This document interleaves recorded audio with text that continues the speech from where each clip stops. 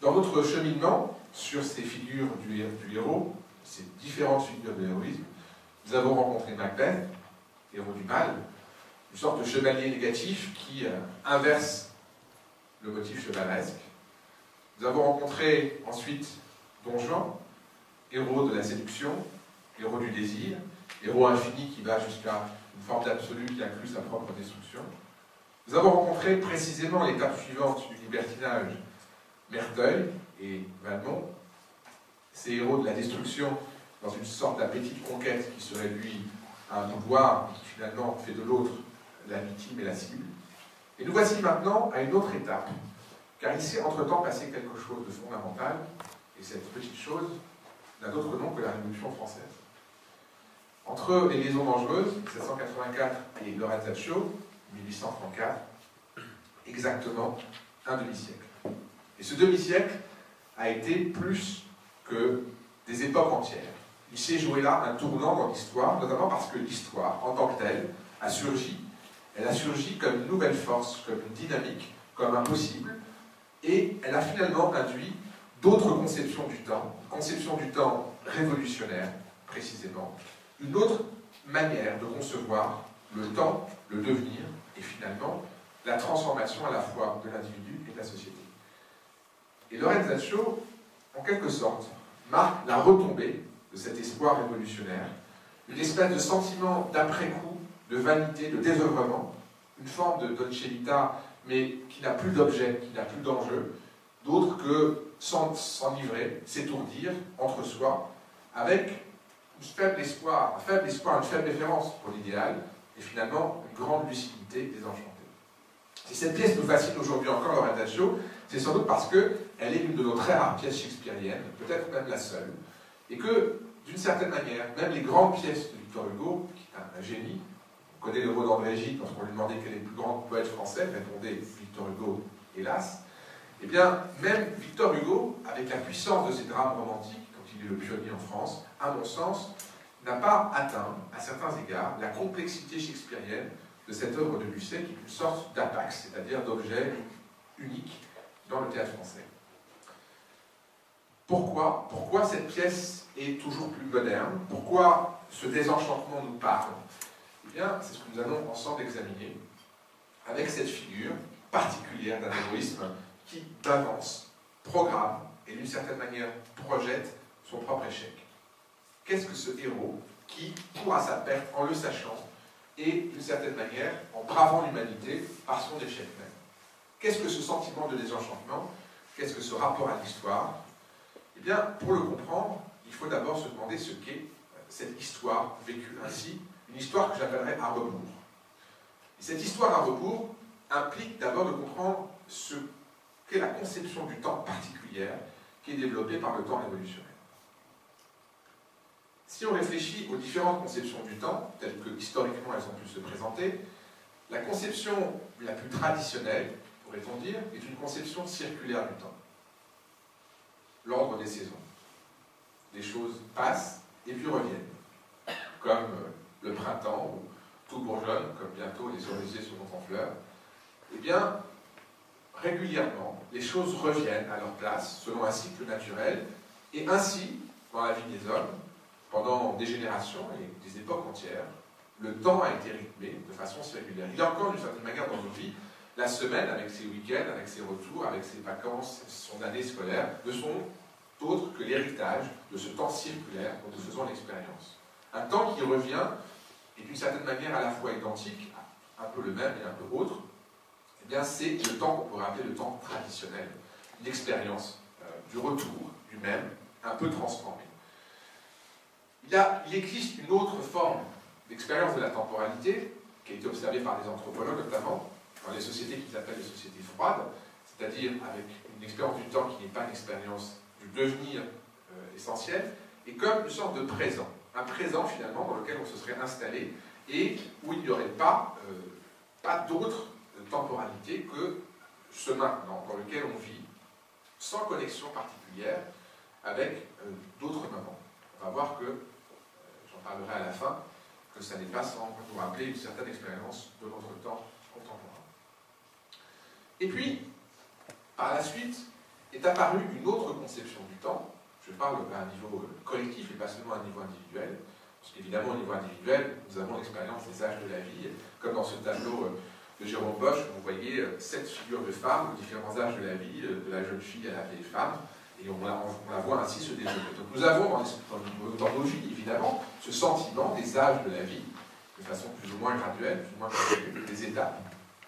Mais à un niveau collectif, une autre expérience du temps est advenue. C'est une expérience d'un temps linéaire, progressif. C'est-à-dire un temps où chaque époque, d'une certaine manière, constitue une avancée par rapport à une époque antérieure. Cette conception-là est en fait relativement récente. Parce que si vous prenez par exemple une autre conception du temps, qui est celle des Romains, l'histoire est vécue comme une décadence. C'est-à-dire que la conception linéaire du temps est une conception descendante. Les Romains, pour dire les anciens, parlent des meilleurs. Les choses qui étaient avant nous étaient meilleures. Avant est synonyme de meilleur. Parce qu'il y a une antériorité. Et si vous lisez les historiens latins, vous avez l'impression qu'ils sont en décadence depuis l'origine. Ils n'ont jamais cessé d'être en décadence. Si vous comparez la petite bourgade de Rome à l'empire, par exemple, de Marc-Antoine, ou l'empire, même prenons Adrien, voilà, à un moment où l'empire est à son apogée, bien pourtant, le sentiment interne est celui d'une décadence morale, d'une décadence continuelle, et que finalement, le temps est une forme de chute. Une chute perpétuelle par rapport à un idéal. Donc, cette conception décadente, qu'on considère aujourd'hui quand on parle des déclinologues, c'est-à-dire que le temps nécessairement induit une dégénérescence, cette conception-là du temps a prévalu à différents moments de notre histoire, depuis les Romains par exemple, après les grandes catastrophes.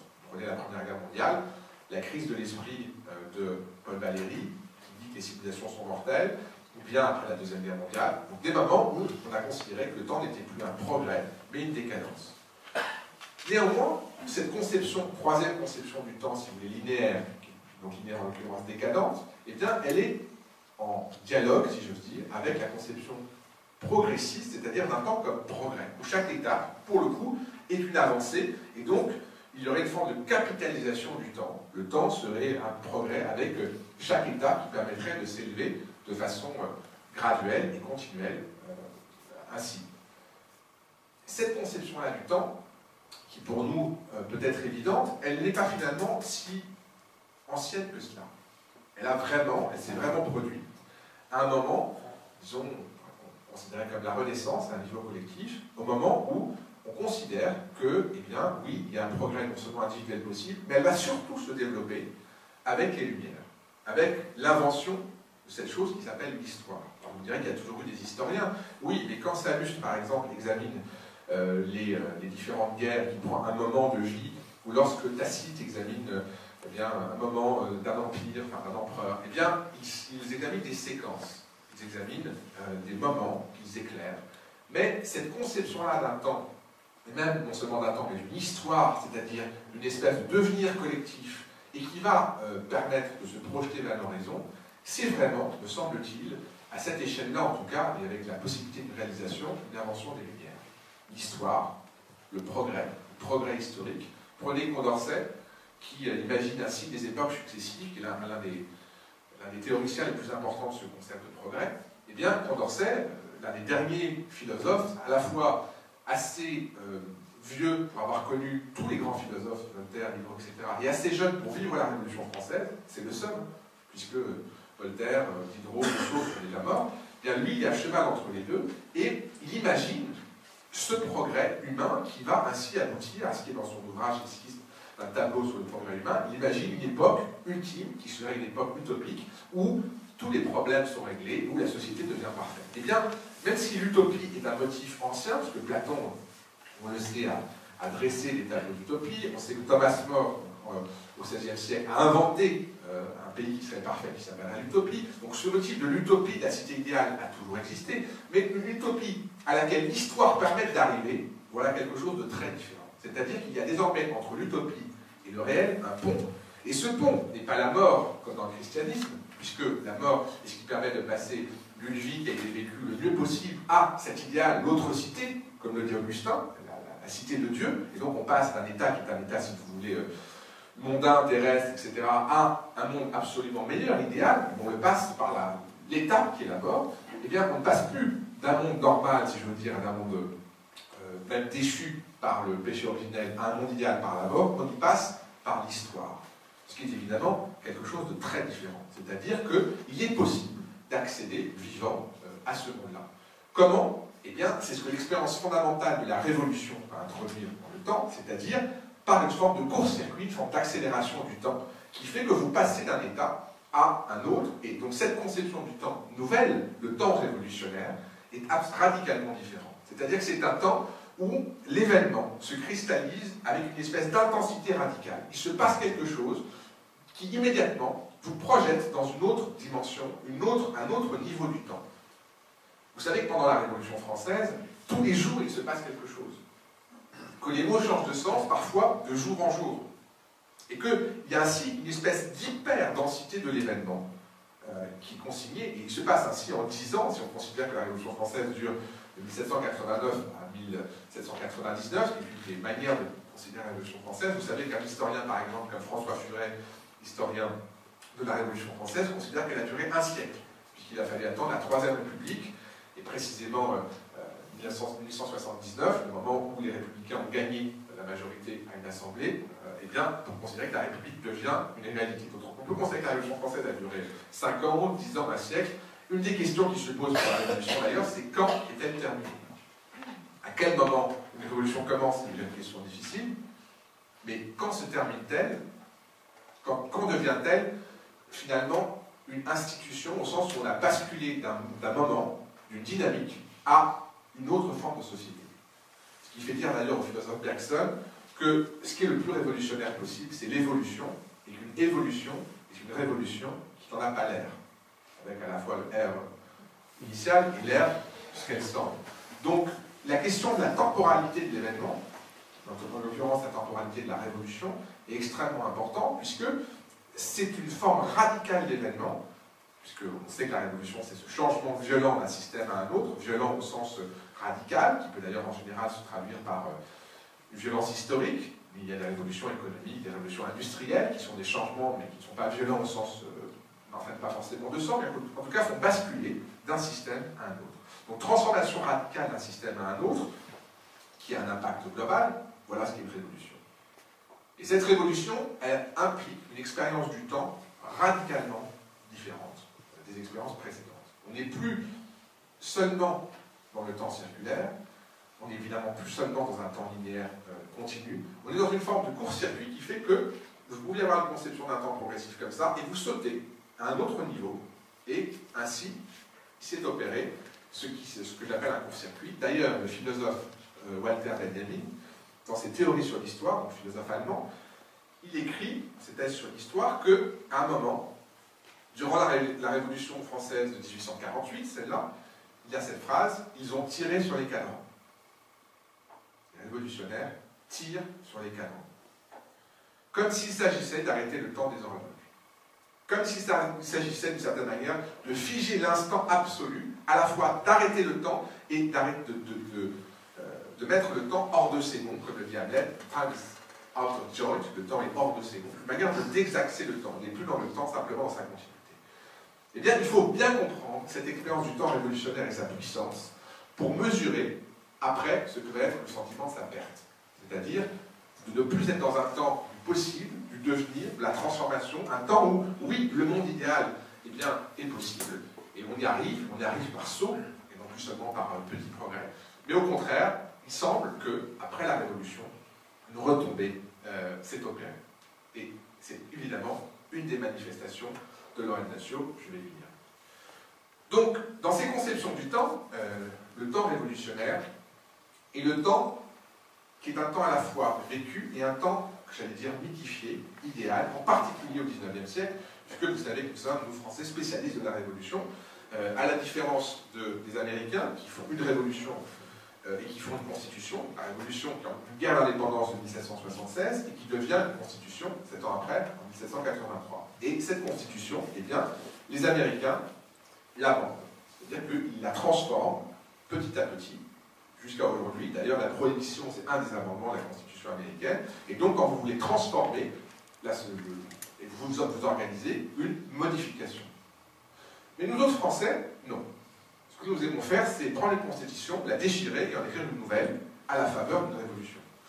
Ainsi, depuis la Révolution française, nous avons connu pas moins de 2 empires, un certain nombre de monarchies, avec la Restauration, la monarchie de Juillet, 4 républiques, si on compte la première qui n'a pas existé, le régime de Vichy, etc. Donc une bonne dizaine de régimes en un siècle et demi, 2 siècles et demi, disons, qui dit mieux. Voilà. Et quant aux Anglais, aux Britanniques, ils n'ont même pas de constitution, ils ont une charte, et certes il y a des révolutions, mais c'est révolution mais qui n'a pas ce caractère de table rase qui nous caractérise. Il y a donc dans l'expérience française du temps révolutionnaire une dimension de radicalité qui va devenir un mythe jusqu'en mai 68, où du passé faisons table rase, et faisons table rase sur les barricades, etc., avec cette espèce d'appel de la révolution. Il faut donc bien comprendre que dans l'Orientatio, il y a une certaine manière de reprendre une logique shakespearienne de l'histoire avec son chaos, et en même temps d'y porter l'espérance révolutionnaire dans sa logique française de table rase pour reprendre à zéro et d'une certaine manière aboutir à un monde non seulement meilleur,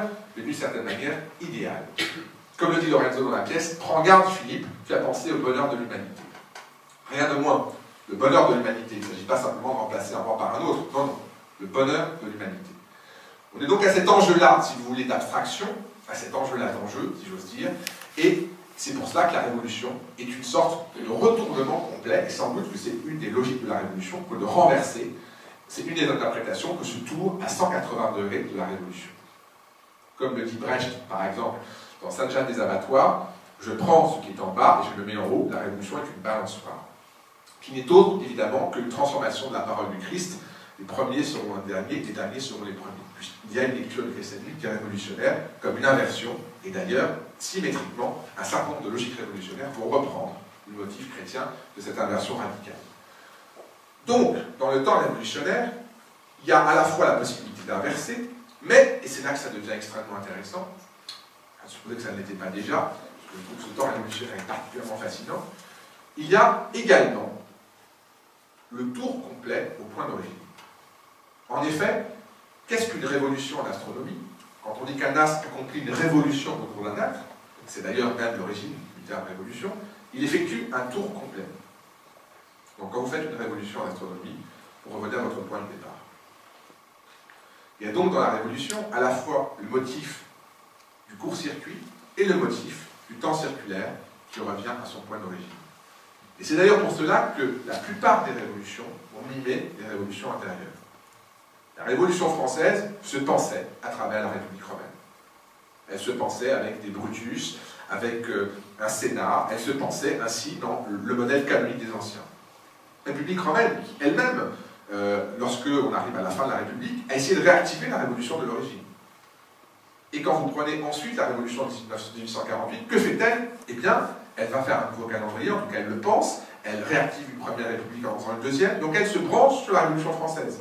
Et que fait la Commune de Paris? Eh bien, elle s'appelle Commune parce que la Commune est une invention de la Révolution française. Et que fait la Révolution russe? Eh bien, lorsqu'elle dure un jour de plus que la Commune de Paris, Lénine danse pieds nus dans la neige. Autrement dit, chaque révolution s'est pensée comme une manière d'activation, un retour à une précédente, qu'elle transforme et qu'elle, d'une certaine manière, qu'elle réalise jusqu'au bout. Donc la révolution, tant extrêmement complexe, à la fois sans progrès discontinu par court-circuit, accélération et densité du temps, et en même temps réactivation circulaire. Alors à partir de là, dans ces conceptions du temps, il y a deux interprétations possibles, deux lectures possibles. Une lecture qui est une lecture que j'appellerais optimiste, qui est la lecture finalement qui a été prévalente pendant un certain temps, jusqu'au XXe siècle, qui traverse différents moments historiques. D'abord, d'une certaine manière, la conception chrétienne, puisqu'il y a un progrès possible. Il y a, avec cet autre monde dont je vous parlais, eh bien, oui, il y a un salut, et vous serez sauvés, certes pas dans ce monde-ci, Nietzsche en est beaucoup moqué, mais dans l'autre monde, vous serez sauvés. Et donc, il y a un progrès. Je parlais de l'humanisme de la Renaissance, avec l'individu, avec les valeurs de perfectionnement. Eh bien, oui, il y a un développement possible. Il y a donc là aussi le temps considéré comme progrès, comme avancée. Et avec l'invention au XVIIIe siècle du bonheur, de la liberté et de l'histoire, Là, effectivement, on est toujours dans une conception qui ajoute, additionne, avance. Et enfin, évidemment, le moment révolutionnaire français, enfin, d'abord américain, français, et tout le siècle révolutionnaire qui est le 19e siècle, jusqu'à la Révolution russe, se pense avec une histoire qui est progrès, et progrès avancé saut.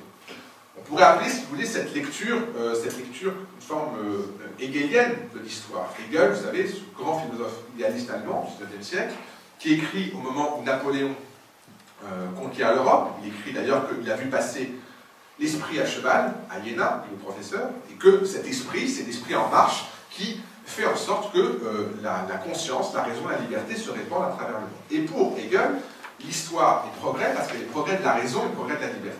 Donc cette lecture, qui est une lecture qu'on pourrait appeler quasiment messianique de l'histoire, qui fait que l'histoire avance, d'abord elle existe premièrement. Je vous rappelle qu'on nous a annoncé ça il y a 20 ans, l'histoire est morte, enfin l'histoire c'est terminé, l'histoire, n'y pensez plus, c'est virgule. Donc en l'occurrence, l'histoire on y a cru, et on y a cru de façon que j'appelle optimiste, de façon quasi messianique, c'est-à-dire comme une marche en avant, qu'elle procède par évolution, par révolution. Et cette lecture-là, hegelienne, elle donne à son tour naissance à deux lectures. D'abord, d'une certaine manière, sur un plan sentimental, un optimisme romantique, c'est-à-dire le sentiment que, oui, de façon viscérale, il y a cette amélioration de l'humanité.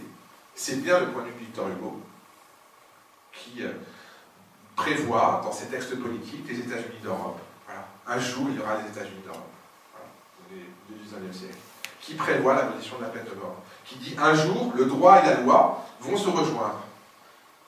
La loi, ce sont les lois contingentes, c'est ce qui se passe, c'est ce que nous décidons. Le droit, c'est le droit absolu, l'utopie. Et l'histoire n'est que la réduction entre le droit et la loi, jusqu'à ce que finalement, il n'y ait plus que le droit, c'est-à-dire la justice, d'une certaine manière absolue, qui existe. Conception messianique, romantique, et c'est d'ailleurs la préface de ces discours, le droit et la loi, qui cristallise cet optimisme-là. Premier volet de la lecture que j'appellerais sentimentale. Deuxième volet de la lecture optimiste, la lecture marxiste, qui là ne part plus, si vous voulez, simplement du sentiment ou de l'humanisme, mais qui vraiment, de façon matérialiste, va vous dire, oui, l'histoire progresse, et l'histoire, elle va nécessairement aboutir, eh bien, à une forme de justice sociale, puisque les premiers seront les derniers seront les premiers, et que ce qui a été le moteur de l'histoire, c'est-à-dire la lutte des classes, va se résoudre un jour, de façon mécanique et de façon nécessaire. Il n'y aura plus de lutte des classes, nous serons tous frères. Quand, à un moment donné, mais en tout cas, la mécanique de l'histoire, le progrès de l'histoire, va aboutir à cela. Voilà, si vous voulez, au moment où nous sommes, c'est-à-dire aux alentours des années 1840, Lorenz Zacho, c'est précisément 1834, mais disons, dans ce milieu du XIXe siècle, dans cette retombée de la Révolution française, voilà deux raisons d'espérer, romantiques si vous voulez, et marxistes, deux lectures optimistes de l'histoire, qui font que oui, on peut croire encore en la Révolution, on peut croire qu'elle va transformer la France, l'Europe et donc le monde, comme le dit Hugo en toute simplicité, si c'est bon pour la France, c'est bon pour le monde, et donc cette révolution universelle va servir de façon générale. Eh bien, cette conception-là, qui est, je pourrais dire, philosophiquement, sur un certain plan majoritaire, et au sein du romantisme, par exemple, majoritaire, elle est évidemment totalement contredite par cette espèce d'enfant terrible, d'astre noir du romantisme, qu'est Alfred de Musset. Musset, lui, c'est mon troisième point sur cette conception du temps, après les avoir montré, puis avoir montré le rapport optimiste à l'histoire, eh bien, Musset, lui, va proposer une vision radicalement désenchantée de l'histoire. Non, l'histoire n'est pas un progrès. Non. Elle n'est pas un progrès, elle est une décadence, même pas forcément au sens où les Romains l'entendaient, c'est-à-dire toujours pire moralement, toujours plus d'orgie. C'est pour ça que j'ai choisi de vous présenter le début de la Dolce Vita, enfin la fin de la Dolce Vita, exactement. On aurait pu montrer aussi le début. Donc on n'est pas simplement dans ce sentiment qu'il y a eu une grandeur passée, que par force esthétique, on est arrivé simplement à une jouissance sans objet. Il y a, au-delà de ça, dit Musset, une vanité absolue de l'histoire, et donc une vanité de l'action. Pourquoi? Eh bien parce que, tout simplement, l'histoire n'est pas une marche en avant, mais une simple répétition, voire un piétinement l'histoire, d'une certaine manière, est plutôt machiavélienne que hegelienne. Que dit Machiavel? Machiavel dit qu'il existe dans le monde des forces, et que ces forces agglomérées, mises ensemble, constituent ce qu'il appelle la fortune. La fortune, c'est la somme de toutes les volontés individuelles, de tous les hasards, de tous les déterminismes. Et tout cela est absolument imprévisible. Une sorte de théorie du chaos avant l'heure, si vous voulez. Rien n'est déterminé, au contraire d'une lecture qui serait une lecture, voilà, nous avançons dans l'histoire par progrès, par étapes, rationnellement, chaque étape est meilleure que l'autre. Non, non, chaos, répétition, inutilité, vanité, etc. Décadence aussi. Et donc, ce que Musset perçoit, lui, ça n'est pas que la Révolution française a existé, qu'elle a posé un certain nombre de socles, les socles de Napoléon notamment, qui vont durer encore jusqu'à nos jours. Non. Ce qu'il voit, lui, c'est que nous sommes revenus, avec la Restauration d'abord, et avec la monarchie de Juillet, surtout, à moins qu'avant, d'une certaine manière. Qu'est-ce que la monarchie de Juillet, pour l'aristocrate qui est Alfred de Musset? Eh bien, c'est le pire, puisque c'est une compromission entre, d'un côté, un roi qui n'en est pas vraiment un, et puis des forces de l'argent, de la bourgeoisie. Et donc, on a une révolution qui a été volée. Que s'est-il passé en 1830, avant une autre révolution? Il s'est passé que le peuple de Paris chasse le dernier Bourbon, le frère de Louis XVI, le deuxième frère, Charles X, et chassant Charles X, il pense enfin établir une république. Comme le dit Musset, la plus belle. Et que lui montre-t-on, que lui offre-t-on? Eh bien, Lafayette, ce héros de la Révolution française, sur le balcon de l'hôtel de ville, s'avance, fait s'avancer le cousin orléanais des Bourbons, et dit, la meilleure des républiques, la voici. Et ainsi, la France se retrouve à nouveau avec un roi, alors qu'elle voulait une république. Et donc, ce sentiment d'avoir été floué, de s'être fait voler la Révolution, cette espèce de rumination qui va durer durant une bonne partie de la monarchie de Juillet, et qui, d'une certaine manière, va se reproduire lorsque la Révolution de 1848 aura lieu, et que 3 ans plus tard, un coup d'État donnera naissance à un empire. Vous prenez le 19e siècle, c'est l'histoire d'une succession de révolutions ou confisquées ou avortées. Jusqu'à la Commune de Paris qui sera littéralement liquidée. Donc, évidemment, que l'espèce de croyance dans une révolution nécessaire et une espèce d'atteinte de l'idéal pour Musset est un fantasme. Ça n'existe pas.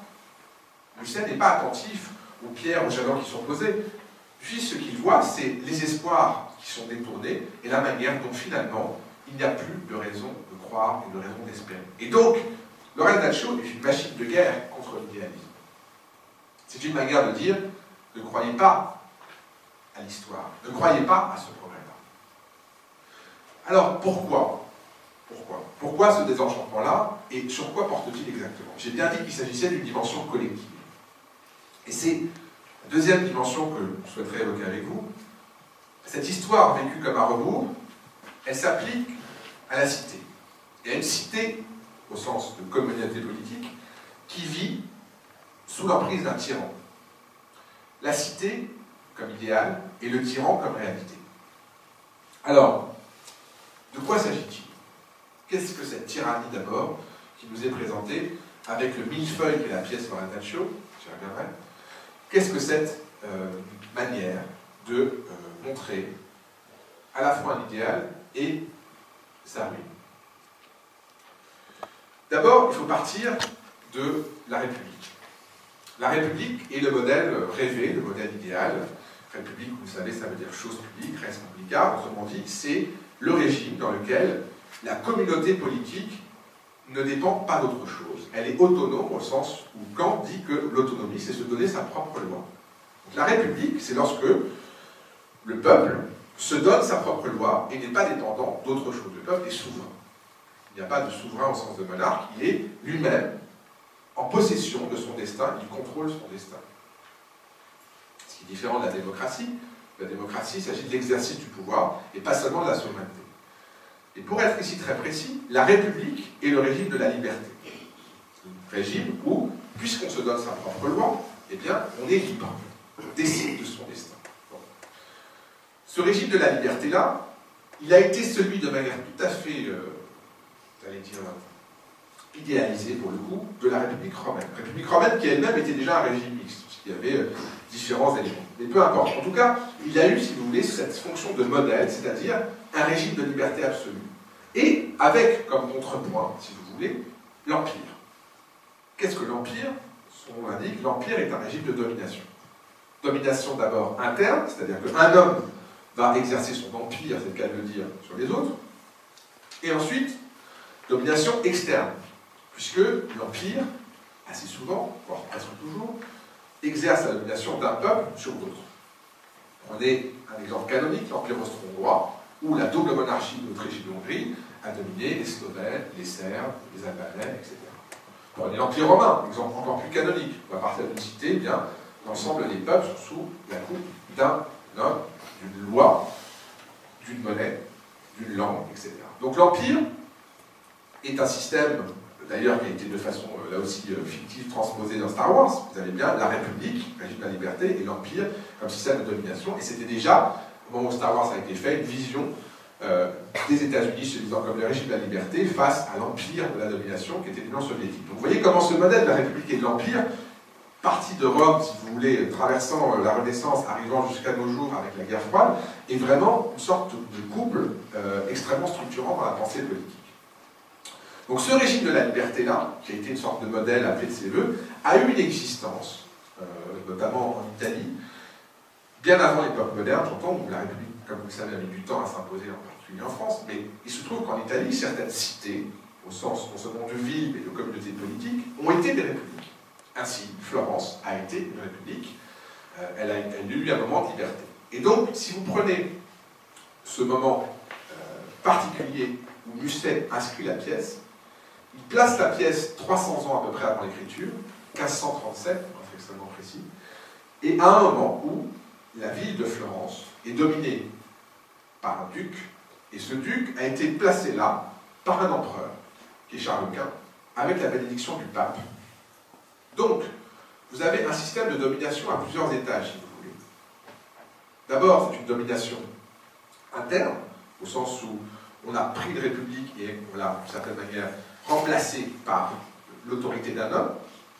L'autorité d'un homme, c'est ce que dit d'ailleurs à la deuxième scène de la pièce un orfèvre. Il dit oui, il y avait qui était équilibré, et on a pris une de ses familles et on l'a mis au pouvoir, et maintenant elle écrase complètement, avec une métaphore romantique qui dit ce qui fait que ça boite. Voilà.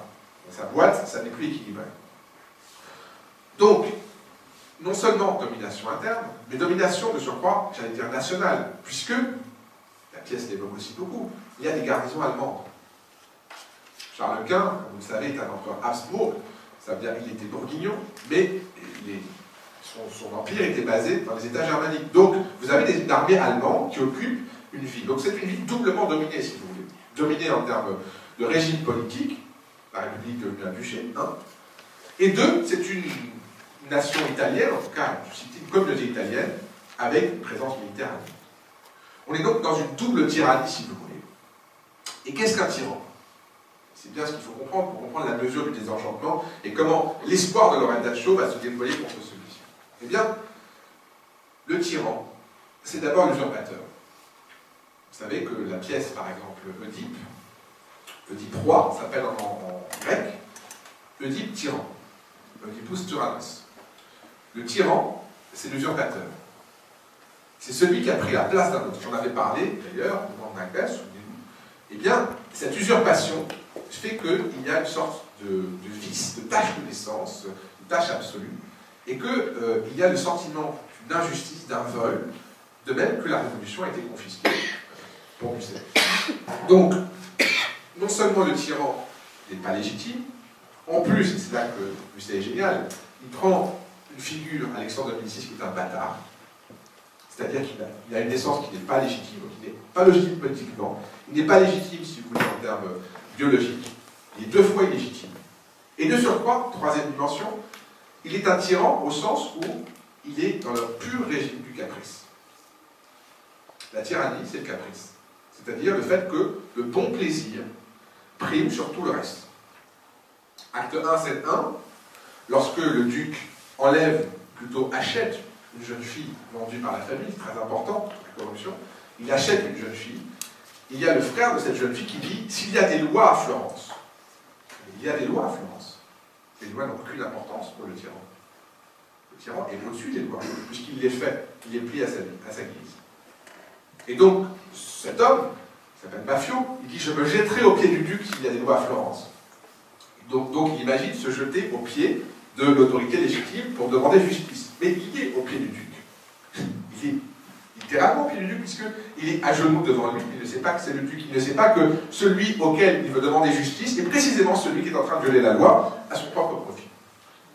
Donc l'image est géniale, puisqu'on voit bien celui qui est censé être le maître de justice, la retourner à son profit, ou plutôt la violer de façon totalement... en toute impunité. Donc ce tyran l'est de façon triple, et la figure qui est montrée par Musset, avec toutes les manières de l'écrire, un garçon boucher, un valet de charrue, toutes les manières de grossièreté, si vous voulez, toutes les manières d'illégitimité, de bâtardise, la sensualité du personnage, qui, pour la Renaissance, n'est pas un problème. Le prince de la Renaissance était sensuel, prenez François Ier. Donc, ça n'est pas le sujet. Le sujet est que la seule chose qui m'intéresse est son bon plaisir.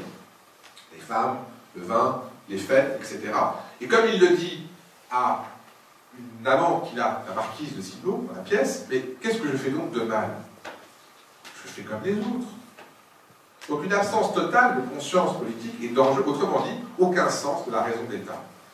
Ce que montre ici la tyrannie, c'est que la raison d'État, plutôt l'enjeu de la chose collective, autrement dit ce qui fait la République même, c'est-à-dire le commun, n'a pas d'importance. Il n'y a plus de sens commun, si j'ose dire, il n'y a plus de sens de la communauté, il n'y a plus de sens du bien commun. Et c'est cette chose-là qui a été perdue avec la tyrannie. Chacun exerce son bon plaisir, seulement d'autres ont plus de moyens de l'exercer, en l'occurrence la classe dominante incarnée par le duc.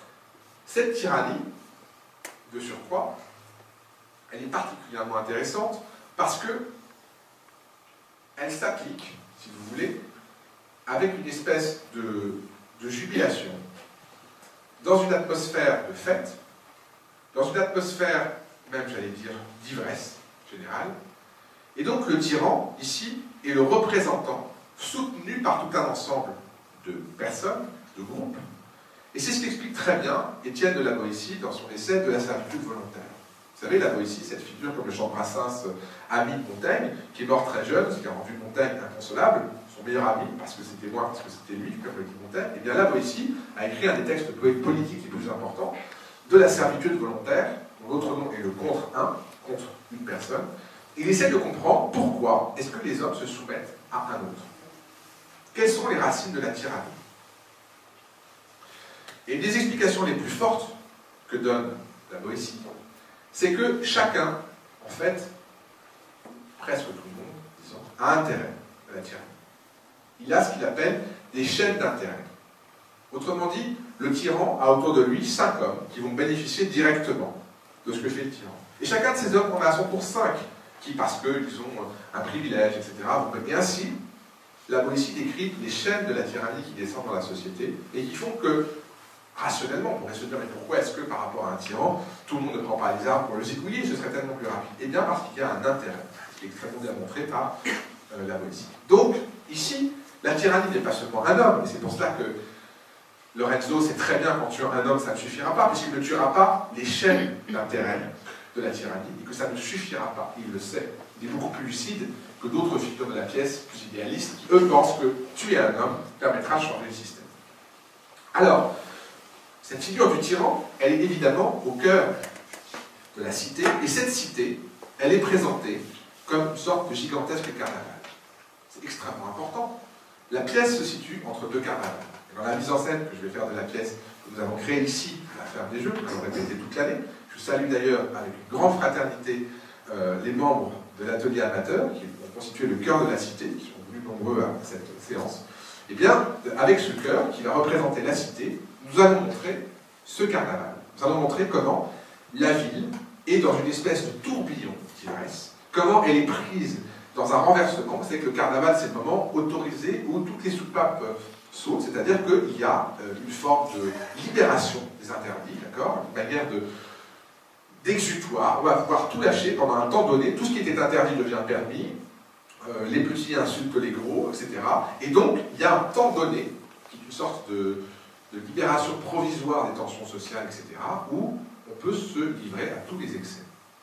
C'est ce qu'étudie très bien Bakhtin, donc un théoricien russe, à propos de Rabelais, en disant Rabelais, c'est le carnavalesque, c'est le moment de l'inversion du monde, c'est le moment où tout est possible, ce qui est en bas de l'euro, etc. Mais pour un temps provisoire, c'est fondamental dans le carnaval, que le temps soit provisoire. Comme ça, il y a un retour à l'ordre après, et chacun a pu savourer cette espèce de moment de libération, mais surtout que l'ordre revienne après. Or, et c'est ça qui est fascinant, il n'y a pas de retour à l'ordre de façon, si vous voulez, structurelle, dans le carnaval qui nous est présenté sous le tyran. Si vous prenez un film comme Gladiator, par exemple, qui est un assez bon film qui reprend un autre sur voilà, un empereur romain, eh bien, à un moment, que fait cet empereur qui est censé être l'empereur commode? Il dit, je décrète 250 jours de jeu dans l'année, sur 360. Du pain et des jeux. Autrement dit, créer, si vous voulez, cette atmosphère de carnaval, de divertissement, de jeu, etc., est une manière, pour le pouvoir tyrannique, de provoquer cette ivresse et d'assouplir complètement, d'engourdir toute volonté, toute conscience. Bon. Donc la pièce commence par un carnaval. Le duc dit, je dois aller chez le bal, je dois aller au bal tout à l'heure chez Nazi, donc il marie sa fille aujourd'hui. Et à la fin de la pièce, acte 5, scène 1, alors qu'on vient d'assassiner le duc, le cardinal dit, oui, le duc se repose, il était à la mascarade hier.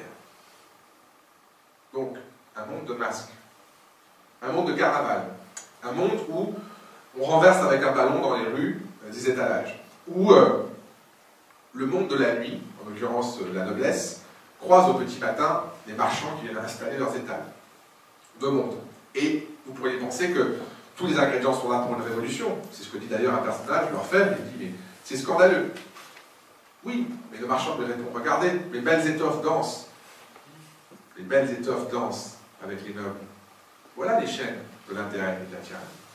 Donc, une partie du peuple a intérêt à ce que les nobles s'amusent et que les nobles fassent carnaval, parce que c'est ce qui permet au commerce de fonctionner. Mascarade, masque, circulation, circulation où le lait s'est changé en sang. Acte 1, scène 6, à la fin du premier acte, un groupe de bannis se forme et il lance une malédiction sur la ville de Florence, en disant « Malheur à toi et à la dernière goutte de ton sang corrompu ». Tout ce qui était le lait de la figure maternelle, Florence qui est un nom de femme, évidemment, ça n'est pas non plus un hasard, quand on est génial, on est complètement. Donc Musset choisit cette pièce parce qu'il y a une incarnation de la figure de Florence qui devient finalement le personnage principal de la pièce. Et Lorenzaccio, la pièce pourrait s'appeler Florenzaccio. C'est, vous savez, accio, ça veut dire, c'est un péjoratif, c'est une manière de dire de merde, d'une certaine manière. Ça veut dire Lorenzo de merde. Pardon pour le mot, mais c'est exactement ce que ça veut dire. C'est extrêmement dépréciatif. Donc, c'est une ville qui a été transformée en bourbier et où les humeurs ne circulent plus, où le corps social, qui voulait le caractère organique de la cité, est complètement déréglé parce que certaines choses ont été transformées en d'autres. Le lait a été transformé en sang. Et les images du sang, du vin répandu, sont extrêmement nombreuses dans la pièce. Et d'ailleurs, dans la mise en scène, il y aura cette question de la circulation et la manière de voir comment il y a dérèglement de la cité comme corps. Et d'ailleurs, Florence, ça ne vous aura peut-être pas échappé, c'est très proche de France. Si vous enlevez l'eau à Florence, ça donne France. Et c'est aussi pour ça que, dans la pièce, vous avez évidemment le millefeuille dont je parlais.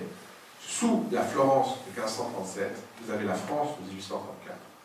Et ce que j'entends bien montrer, avec le spectacle qu'on va créer, c'est comment vous avez un écho à d'autres époques qui vont jusqu'à nous, et comment cette espèce de millefeuille historique nous interpelle, et comment nous y retrouvons notre propre questionnement. Donc, carnaval, simulacre, problème de circulation, et en même temps, une espèce de corruption à tous les sens du terme. La corruption, c'est d'abord le fait d'acheter les choses. Tout s'achète dans la pièce. Lorsqu'il fait sa grande confession, son autobiographie, au milieu exact de la pièce, acte 3, scène 3, Lorenzo évoque le moment où il séduit des filles. Et il dit, je serre dans ma main quelques méchantes pièces d'or. Au début, lorsque le duc enlève cette fille, qui en fait il l'achète, on lui dit, dois-je frapper cet homme, Altesse? Le duc répond, allons, frapper ce pauvre homme. Viens demain au palais, mon ami, nous te donnerons quelques ducats. Les ducats venaient du duc. Donc, tout s'achète, la vertu, l'honneur, même un artiste qui se prétend absolument incorruptible.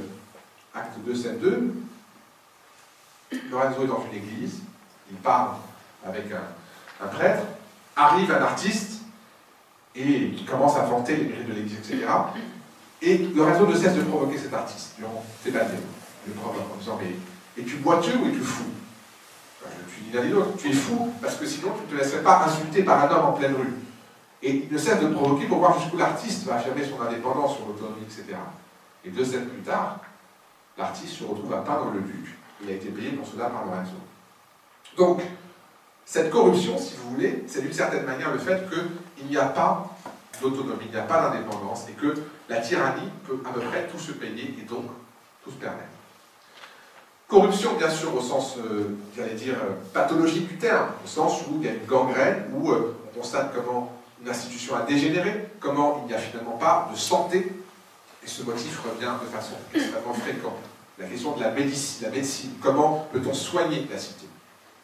Et corruption, enfin, au sens moral, avec tout le propos sur le vice, lorsque Lorenzo dit que le vice, désormais, lui colle au visage, et qu'il est devenu un masque qu'il ne peut plus enlever. Et donc, cette manière d'avoir des valeurs qui ont été complètement détournées. Une cité donc en carnaval, une cité corrompue, et finalement, au-delà du tyran qui a détruit la République, au-delà de la cité qui est subvertie et corrompue, il y a finalement un peuple qui est complètement éclaté et qui donc, d'une certaine manière, n'a pas d'existence. Qu'est-ce que le peuple? Le peuple, c'est une notion sur laquelle tout le XIXe siècle a rêvé. On a pu dire d'ailleurs que la Révolution française, c'est le moment où le peuple lui-même devient héros. Souvenez-vous, on avait évoqué ensemble, nous avons fait le panorama sur cette histoire de l'héroïsme. Le peuple comme héros, certainement, mais qu'est-ce que le peuple? Dans la pièce Coriolan, par exemple, de Shakespeare, il y a une forme de confrontation entre, d'un côté, les classes populaires, la noblesse, et un membre des classes populaires, le tribun, qui représente les classes populaires à Rome, dit « Qu'est-ce que le peuple, sinon la cité ?» La cité, c'est le peuple. Et le terme peuple est extrêmement ambigu. Peuple peut vouloir dire beaucoup de choses. Un peuple peut être équivalent d'une nation, entre guillemets. Le peuple français, la nation française. Autrement dit, vous avez une approche nationale de la notion de peuple. Une autre acception du terme, c'est le peuple par opposition aux classes dirigeantes. Parti populaire, ça veut dire un parti, par exemple, ça peut vouloir dire qui n'est pas un parti pour les nantis, les riches, les classes dominantes, etc. Mais on peut aussi parler du peuple au sens citoyen. Alors, le peuple a voté. Donc ça fait au moins 3 sens. Au moins. Et évidemment, comme tous les concepts politiques quasiment, leur plasticité, leur complexité, leur caractère historique, le fait que chaque concept a un sens différent en fonction des moments donnés. Par exemple, si vous dites démocrate aux États-Unis, ça n'a pas le même sens que la démocrate en France. Le parti démocrate, absolument pas le même sens aux États-Unis ou en France. Le terme républicain n'a pas le même sens aux États-Unis ou en France. Le terme républicain même n'a pas le même sens en fonction des époques. Donc, ces mots sont des écrans de fumée, non pas qu'ils ne veulent rien dire, mais ils veulent dire tellement de choses contradictoires en fonction des moments qu'il faut savoir exactement de quoi on parle. Qu'est-ce que le peuple dans leur nature? Extrêmement bonne question. Si le peuple, c'est ce qui n'est pas la noblesse, admettons, c'est-à-dire le marchand, l'orfèvre, les étudiants, donc voilà, les autres classes, ce qu'on appellerait, à notre époque, le tiers-état, d'accord, qui va quand même de la haute bourgeoisie jusqu'au mendiant, c'est-à-dire c'est 95% de la population. Autrement dit, c'est une classe qui n'en est pas une, puisqu'il y a tellement tout et son contraire. Admettons en tout cas que ça n'est pas la noblesse. Eh bien, ce peuple-là est absolument divisé dans l'orientation, complètement. Vous constaterez qu'il y a d'abord tous les âges. On va de Louise, qui est une jeune fille, qui a peut-être 15, 16, 18 ans, jusqu'à des âges beaucoup plus. Tous les âges, ça c'est normal, vous me direz, c'est la diversité d'une cité. Absolument. En même temps, vous avez les différents métiers, et ces métiers ne dialoguent pas les uns avec les autres. Les bourgeois, marchands orfèvres, ils se croisent, ils s'interpellent pour faire commerce, mais ils n'y a pas de traversée des classes, d'une certaine manière. Il y a juste des moments de rencontre et de dialogue. Et même au sein de chacun des groupes, il y a tout le temps une dualité. Ainsi, il y a un marchand et un orfèvre. Il y a deux bourgeois. Il y a deux étudiants. Tout est deux. Et pourquoi tout est deux? Parce que tout est dialectique. Autrement dit, tout est contradictoire. Ils ne sont jamais d'accord. Donc, il n'y a pas d'unité possible au sein des groupes, entre les groupes, et donc pas au sein du peuple en général. Autrement dit, le peuple n'existe pas comme une entité cohérente, constituée. Laurentatio est pour Musset la preuve que le peuple est une hypothèse impossible. Parce que la diversité éclate le peuple, et l'échec de la révolution dans la pièce, c'est l'échec de l'unité du peuple. Dès lors qu'un peuple peut s'unir, prenez la Commune de Paris, même pour un temps donné, prenez ce qu'on a appelé le peuple de Paris dans la Révolution française, d'accord, et bien là oui, il peut y avoir action collective. Ce que prouve la pièce de Montbucène, c'est l'action. Le changement historique est impossible s'il n'y a pas d'action collective unie. Et cette action collective unie, il en montre les limites, voire la faillite, de certaine manière. Donc cet éclatement-là, si vous voulez, fait que le peuple est l'espèce de grand absent. On a certes 60 personnages dans Laurentatio, on a beaucoup de catégories, on a finalement peut-être un moment où existe une hypothèse du peuple. C'est la troisième scène avant la fin de la pièce, acte 5, scène 6. Elle dure une page. C'est une scène où un groupe d'étudiants s'avance, et puisque le duc est mort et qu'il existe un petit moment avant qu'il se passe autre chose et qu'on nomme un autre duc, le peuple s'avance et dit « Nous voulons mourir pour nos droits ». Et là, un officier dit « Meurs donc ». Et il tue l'étudiant. La scène a duré une page, et c'est ainsi que Musset évoque toutes les révoltes étudiantes qui ont été écrasées au début des années 1830, qu'on retrouve par exemple dans Les Misérables, avec Gavroche, etc. Toutes ces barricades, si vous voulez, qui ont été laminées. Vous savez qu'il y a des théories des barricades comme qui créent au 19e siècle, vous savez d'ailleurs qu'à Paris, on a notamment percé les avenues pour beaucoup de raisons, mais aussi parce que ça permettait désormais d'empêcher les barricades et de faire passer les canons. Après, ça a évidemment révolutionné Paris comme Londres, mais en tout cas, il y avait aussi un objectif militaire qui était de pouvoir mater les révoltes urbaines. Donc, cette scène des étudiants, la seule scène sur toute la pièce où il existe un mouvement collectif, est, si vous voulez, l'expression directe de la faillite de l'action collective, et finalement la faillite d'un mouvement populaire, et donc une action sur l'histoire.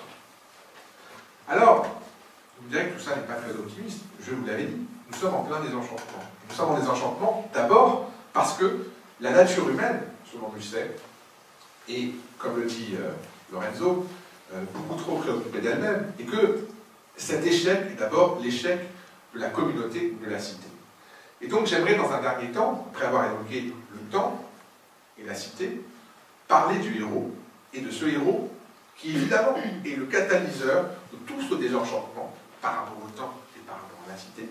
Et comment est-ce que ce héros, d'une certaine manière, va braver jusqu'à cet impossible qu'il sait, il sait très bien qu'il n'arrivera pas à accomplir une révolution universelle, il le sait, mais il va, à la face du monde, dire sa vérité, et se perdre, certes, mais montrer au monde, à la cité, eh bien, son égoïsme, son impuissance, et finalement, son incapacité à changer le monde.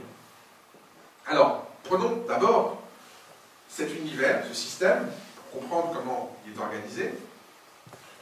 Ce système est shakespearien vraiment dans son essence. C'est-à-dire que vous avez trois intrigues parallèles, non pas parallèles à vrai dire, mais trois intrigues qui se tressent avec un même enjeu, un même objet.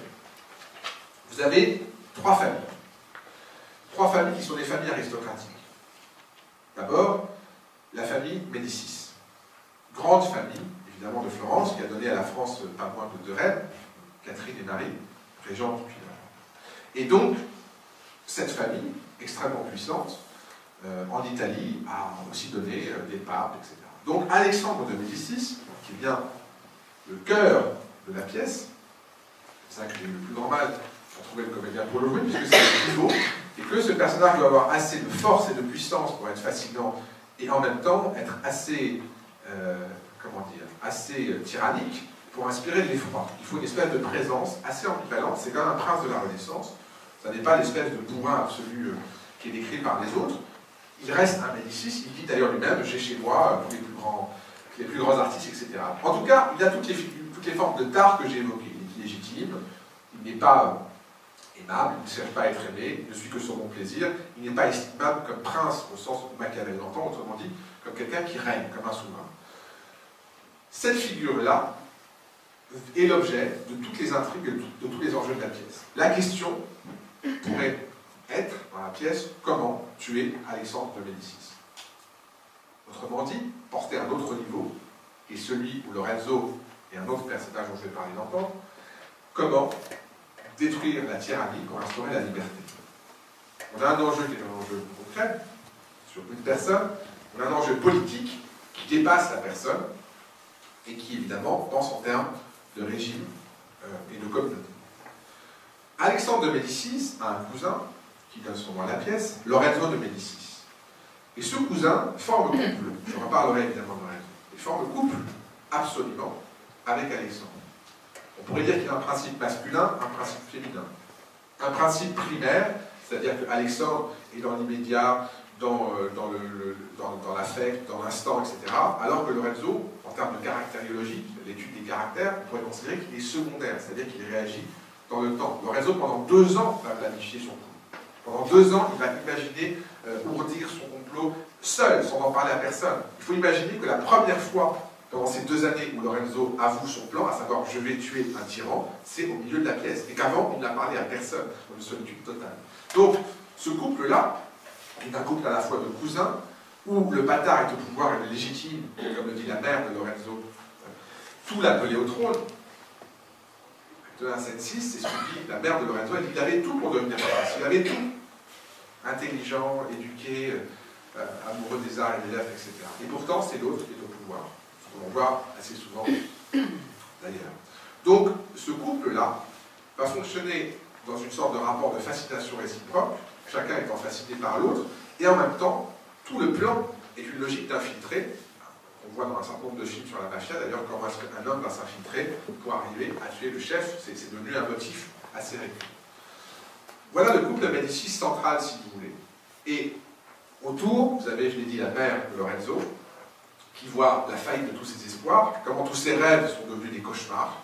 Vous avez la tante de Lorenzo. Ce clan des Médicis est au pouvoir et est lui-même divisé, déjà, avec de surcroît l'ombre portée sur Lorenzo, le fait qu'on ne sache pas qui il est exactement et ce qu'il pense. En tout cas, il y a tout un ensemble de regards contradictoires sur lui. J'y reviendrai également. Première logique, la logique des Médicis, si vous voulez, avec le pouvoir exercé par Alexandre, et Lorenzo, son plan secret pour assassiner le duc. La deuxième famille, qui est la famille présentée comme républicaine, est celle des Strozzi. Les Strozzi sont gouvernés, pourrais-je dire, par un patriarche qui s'appelle Philippe. Et Philippe est une figure d'idéaliste absolu. C'est-à-dire que lui rêve de la République. Acte 2, scène 1, la République, il nous faut ce mot-là. Il est dans son cabinet, il l'imagine, et il trace une sorte de cité idéale. Et ce personnage, on va le retrouver, cette figure de l'idéaliste, au cours de l'histoire. On le retrouve chez Dostoïevski dans Les Possédés, par exemple. On retrouve cet homme de cabinet que les 48 arts, par exemple, après la révolution ratée en France de 48, on appellera ces hommes-là les vieilles barbes. Ceux qui ont des rêves et qui ne passent pas à l'action et restent dans leur cabinet imaginé. Et toute une génération de révolutionnaires après, à la fin du siècle, va, d'une certaine manière, vouloir casser cet idéalisme inactif. Philippe, idéaliste absolu, a un fils, il y en a plusieurs d'ailleurs, il a un fils qui s'appelle Pierre. Et ce Pierre-là, lui, n'a pas de projet politique, mais il veut agir tout de suite. Il veut passer à l'action, il veut faire un coup de main. Donc vous avez au sein même des Strozzi une division. C'est-à-dire que l'idéaliste n'a pas de main, comme le dit Kant, c'est-à-dire que c'est un idéalisme qui n'a pas d'action. Et puis de l'autre côté, vous avez un homme d'action qui n'a pas de projet. Cette division-là, cette absence d'unité possible entre l'idée et l'action, va être la cause de l'échec des Strozzi. Enfin, troisième logique, la logique des Cibot, c'est-à-dire la famille Cibot, où il y a une marquise et un cardinal, avec un marquis qui disparaît très vite. Et la marquise, elle, décide d'accepter, de céder aux avances du duc, qui tente de la séduire, et elle devient, alors qu'elle est mariée, heureuse en mariage, avec un enfant, etc., Elle devient la maîtresse du duc parce qu'elle veut le convertir à la liberté. Elle veut faire en sorte de l'inspirer pour qu'il devienne autre, qu'il se transforme. Et cette marquise elle-même, elle est en dialogue avec un cardinal, qui est son beau-frère, et ce cardinal, lui, est dans une logique de contrôle du pouvoir, une sorte de figure machiavélienne, de prêtre, qui essaie absolument de mettre la main sur la marquise pour que celle-ci mette la main sur le duc. Autrement dit, si vous voulez, vous avez une logique là, sentimentale de la part de la marquise, qui se dit « je vais convertir l'homme et changer son cœur », et vous avez une logique froide calculatrice d'un homme d'église qui dit « je vais contrôler et je vais manipuler ». Chacun des deux échoue parce que chacun des deux est incomplet et que les deux n'arrivent pas à se réunir. La manipulation d'un côté, le sentimentalisme de l'autre. Autrement dit, chacune des trois logiques donc, qui a le même objectif, c'est-à-dire se débarrasser du duc et donc de la tyrannie, va à l'échec parce qu'il y a contradiction et division. Chez les Cibaux, sentimentalisme et machiavélisme. Chez les Strozzi, idéalisme et activisme. Et, vous me direz, Lorenzo, oui, Lorenzo réussit son coup. Il réussit à planter son épée dans le cœur de Philippe, d'Alexandre. Il réussit, à la fin de l'acte 4, le meurtre. Oui, mais tout l'acte 5 de la pièce est une répétition du début. C'est-à-dire qu'en fait, une fois que Lorenzo a expliqué au milieu de la pièce, après qu'on a passé notre temps à nous demander qui est Lorenzo, que pense-t-on de lui, etc., avoir des portraits contradictoires, lorsque nous passons en caméra subjective et que nous comprenons sa logique, sa motivation, et pourquoi il va tuer le duc, après, il réussit à effectuer son meurtre, et une fois qu'il a réussi cela, tout l'acte 5 est la négation de ce qu'il a fait. C'est-à-dire que tout va revenir au début en pire. C'est-à-dire que le carnaval va recommencer en pire, qu'on va donner à la place du duc un enfant qui sera complètement manipulé par l'Église, qu'on va, de surcroît, reprendre les mêmes intrigues, c'est que les petits, la vendetta va continuer entre les familles qui vont se détester, etc. Donc la pièce, c'est pour ça que ceux qui coupent l'acte 5 n'ont rien compris, exprime bien comment est-ce qu'on revient au point d'origine, là la Révolution a fait son cours complet, mais sans aucune transformation, au contraire les choses sont pires.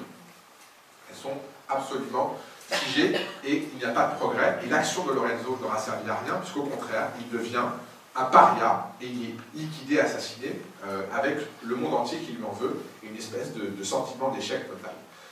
Donc ce désenchantement radical, si vous voulez, il montre bien comment les trois logiques aboutissent à un triple échec de la transformation du monde, de la transformation de la société, et comment finalement, et ça sera mon dernier point, Lorenzo est une figure du héros profondément désenchanté, profondément divisé, et il est d'une certaine manière, je l'ai dit, le catalyseur et le point d'expression de tout ce que nous venons de décrire. C'est-à-dire un sentiment d'un temps qui est un temps de décadence radicale, d'une révolution qui est un point de retour à l'origine, et pas du tout un progrès.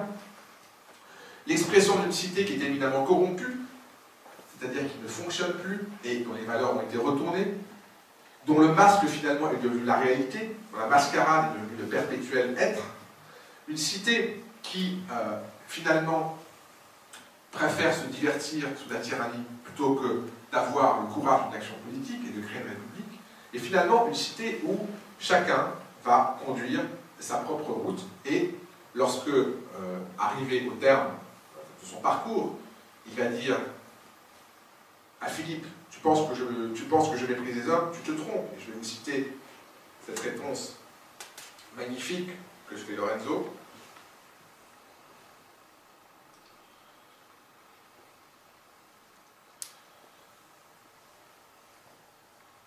Tu veux faire de moi un mépriseur d'hommes?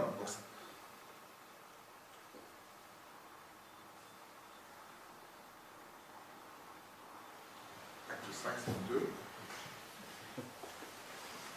C'est me faire, je peux vous la citer de tête, mais je préfère la citer de façon absolument juste. Voilà. Tu aurais déifié les hommes si tu les méprisais. Je ne les méprise point, je les connais. Je suis très persuadé qu'il y en a très peu de très méchants, beaucoup de lâches, et un grand nombre d'indifférents. Donc, cette espèce d'anthropologie négative, pourrais-je dire, c'est-à-dire le sentiment qu'une action héroïque individuelle ne peut pas aboutir parce qu'elle n'est pas relayée par la communauté, elle n'est pas relayée par une cité qui est trop éclatée et trop constituée d'indifférents, justement, eh bien, c'est finalement la racine du désenchantement de Lorenzo. Et Lorenzo, figure fascinante, c'est un personnage millefeuille au sens où il est composé de nombreuses strates, d'abord la strate de l'idéaliste, celui qui, au début, a cru que la liberté était possible. Dans son autobiographie, il dit « J'étais un jour en train d'étudier, et puis est passé au-dessus de moi l'idée de la liberté, et j'ai juré, ce jour-là, que je tuerais un tyran de ma main. » Donc cette espèce de projet abstrait quasiment, de tuer un tyran, mais n'importe quel tyran. D'abord, il explique qu'il a voulu commencer par le pape, et puis il a reporté sur Alexandre ce désir de pureté, ce désir de révolution. Donc c'est finalement la destruction d'une idée tyrannique que Lorenzo entreprend de faire. Et là, cet homme, poète, esthète, ami des arts, ami de la liberté, va entreprendre le chemin le plus détourné et en même temps le plus sûr. Et ce chemin passe par les ténèbres. Comme le dit pour le coup Hugo Moira-Hernani, ad augusta per angusta. Ad augusta vers des choses hautes, vers des choses augustes, per angusta à travers les chemins étroits. Pour arriver au cœur d'Alexandre, Lorenzo va prendre le masque du vice. Il devient finalement ce qu'il déteste, ce qu'il exècre. Il devient l'entremetteur, il devient le dénonciateur, celui qui va dénoncer les républicains. Il devient honni, méprisé par tous. Et finalement, on assiste à une véritable aliénation de ce personnage, qui devient étranger à lui-même. D'ailleurs, une scène forte de la pièce, c'est lorsque sa mère lui raconte un rêve où elle a vu Lorenzo, de 274, elle a vu le spectre de Lorenzo venir. Elle le voit se dédoubler. Et on sait que c'est cette autoscopie, c'est-à-dire le fait de se voir soi-même, c'est une expérience que Musset a fait lui-même. Il s'est promené dans la rue un jour et il s'est vu venir à sa propre rencontre. Donc, doublement de soi, cette espèce de division du sujet, d'éclatement, le fait d'être à la fois l'idéaliste pur de l'origine et d'être devenu le vicieux, le lâche, le ruffian, dans une scène de délire au début de l'acte 3, il voit tous les noms qu'on lui donne. Et donc, il a cette dualité profonde qui n'est pas avec simplement une origine pure et un masque de vice, comme il le dit, il est devenu les deux. Il est devenu cette espèce de dualité qui fait que le personnage a toute la complexité d'un Hamlet, par exemple, avec ce désir d'action et cette incapacité. Donc il y a ici à la fois le désir de pureté et le devenir vicieux du personnage, vicieux pas seulement au sens moral, mais au sens, disons, le plus radical, politique. C'est-à-dire qu'il est lui aussi devenu un aide du tyran, il est devenu celui qui permet l'exercice de la tyrannie, qui permet le bon plaisir capricieux du tyran. Et donc cette aliénation, elle va, et ce sera pour la conclusion, elle va jusqu'au bout, c'est-à-dire qu'il va jusqu'à commettre son acte en connaissant l'inanité et la stérilité. Et je vais vous lire la toute dernière réplique de Lorenzo, lorsque Philippe le met au défi et lui dit « Pourquoi vas-tu tuer le duc si tu sais que ça ne servira à rien? À quoi bon? Pourquoi ?» Voici la réponse de Lorenzo. « Et pourquoi tueras-tu le duc si tu as des idées pareilles? Pourquoi? Je me le demande. Si tu crois que c'est un meurtre inutile à ta patrie, pourquoi le commets-tu? Je me demande cela en face. Regarde-moi un peu. J'ai été beau, tranquille et vertueux. Quel abîme tu mourras. Tu me demandes pourquoi je tue Alexandre? Veux-tu donc que je m'empoisonne, que je saute dans l'Arnaud? Veux-tu donc que je sois un spectre et qu'en frappant sur ce squelette, il n'en sente aucun son? Si je suis l'ombre de moi-même, veux-tu donc que je rompe le seul fil qui rattache aujourd'hui mon cœur à quelques fibres de mon cœur d'autrefois? Songes-tu que ce meurtre, c'est tout ce qui me reste de ma vertu? Songes-tu que je glisse depuis 2 ans sur un rocher taillé à pic et que ce meurtre est le seul brin d'air où j'ai pu cramponner mes ongles? Crois-tu donc que je n'ai plus d'orgueil parce que je n'ai plus de honte? Et veux-tu que je laisse mourir en silence l'énigme de ma vie? Oui, cela est certain si je pouvais revenir à la vertu. Si mon apprentissage du vice pouvait s'évanouir, j'épargnerais peut-être ce conducteur de bœufs.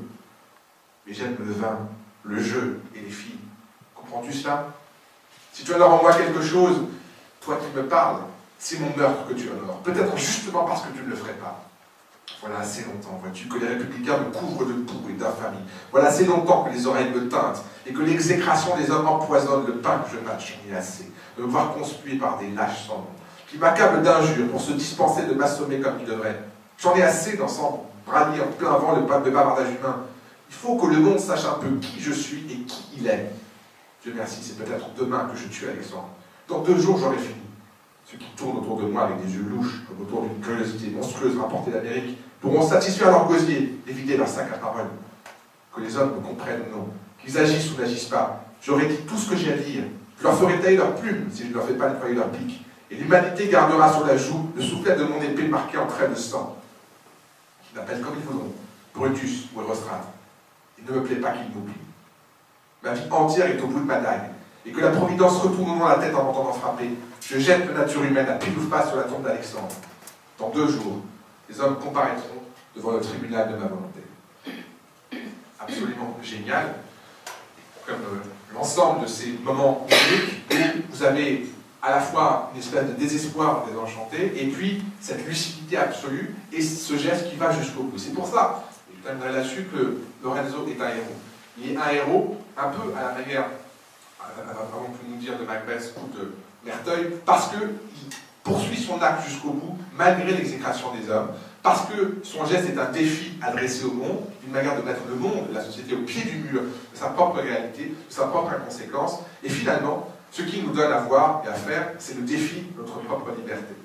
Et sans doute, est-ce pour cela que cette pièce continue, dans cette espèce de noirceur désenchantée, à nous enchanter, comme un pur moment de théâtre, parce qu'elle est un vertige, et que ce vertige, c'est déjà un projet, que cette tension entre l'idéal et le désenchantement, et que nous, qui sommes aujourd'hui complètement désenchantés, avons encore besoin de cette dynamique-là. C'est pour ça que revenir à Lorraine Lachaud est, à mon sens, un progrès. Merci.